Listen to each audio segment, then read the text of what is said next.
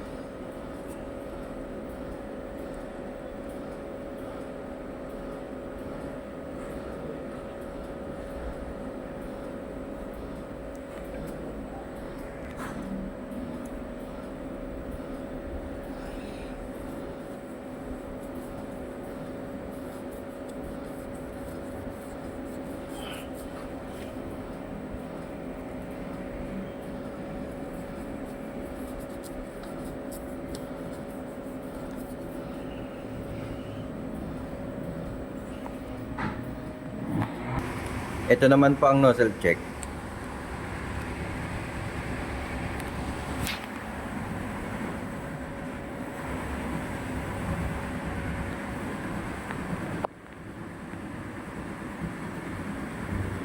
Bali bitak na po yung magenta at saka black. Nandito naman po ang aming tank area. Ang last disposable ng waste tank ay Wednesday po.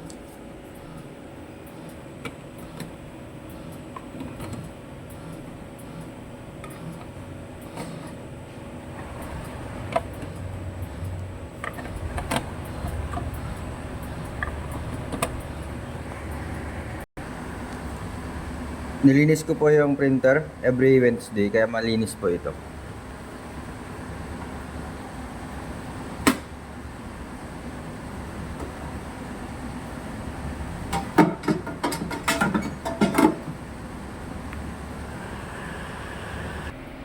Sa PC naman po, ang hard disk level sa C po ay tama lang po at 75 views. May updated antivirus USB block. Deep freeze po para iwas virus. Nag-delete ako this week ng 9 GB na file po. Thank you po.